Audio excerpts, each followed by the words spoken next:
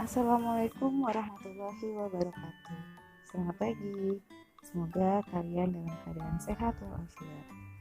Sebelum kita memulai pembelajaran hari ini, alangkah baiknya kita berdoa. Berdoa mulai. Selesai. Seperti kita ketahui bersama, coronavirus atau COVID-19 masih menjadi pandemi hingga saat ini. Tidak terkecuali di Indonesia. Oleh karenanya, kita perlu berperan aktif untuk memutus mata rantai penyebaran COVID-19 ini dengan cara mematuhi protokol 5M. Apa itu protokol 5M?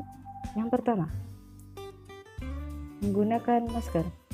Gunakan masker dengan benar, menutupi hidung dan mulut, serta tidak ada celah di antara hidung dan mulut. Yang kedua, mencuci tangan. Cucilah tangan kalian dengan air mengalir beserta sabun. Ikuti gerakan-gerakan yang ada dan cuci tangan kalian sampai bersih. Yang ketiga, menjaga jarak. Saat bertemu dengan orang lain, usahakan kalian menjaga jarak minimal 1,5 meter sampai 2 meter. Yang keempat, hindari kerumunan. Jangan sekali-kali kalian berkerumun. Yang kelima, batasi mobilitas. Jika tidak ada hal yang penting, usahakan kalian tetap di rumah saja. Dan batasi segala aktivitas kalian menggunakan aktivitas daring.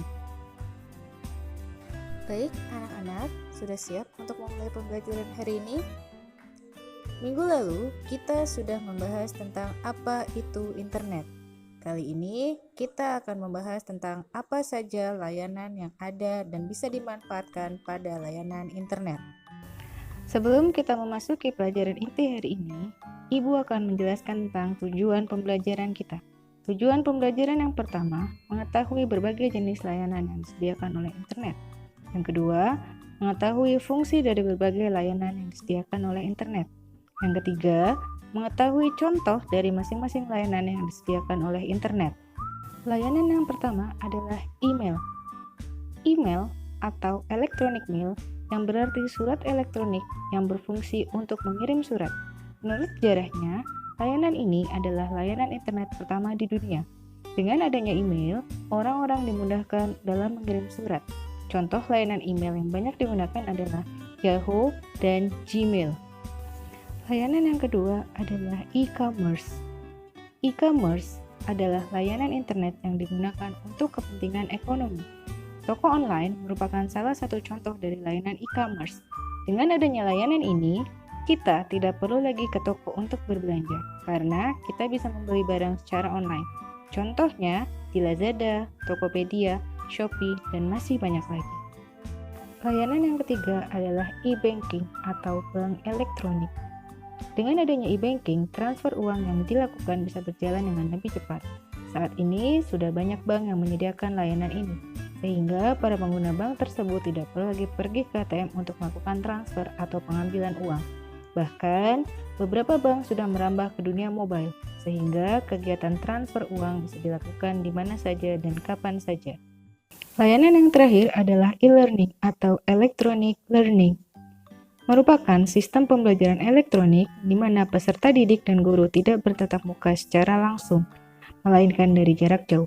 Komputer menjadi perantara antara pengajar dan peserta didik.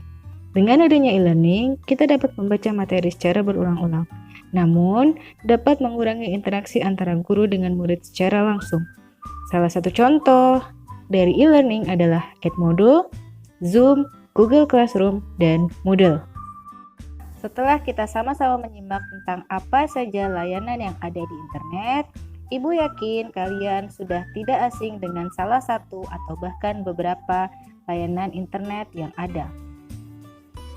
Apa saja? Ya, untuk pembelajaran online. Sudah hampir 1 tahun ini kalian melakukan pembelajaran online dengan media Zoom ataupun yang lainnya. Lalu apa lagi?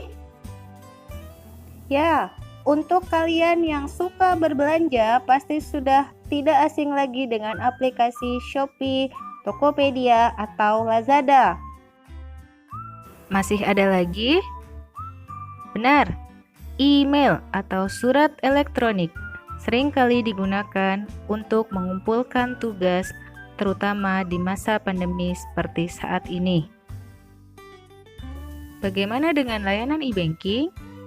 Ada yang sudah pernah menggunakannya? Belum?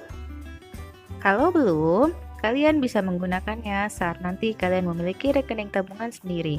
Kalian bisa mendaftarkannya untuk mendapatkan fasilitas e-banking yang dapat memudahkan kalian untuk melakukan transfer uang ke antar bank.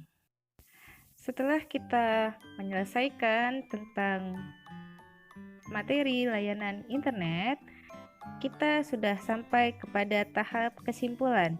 Ada yang mau memberikan kesimpulan? Ibu bantu untuk menarik kesimpulan.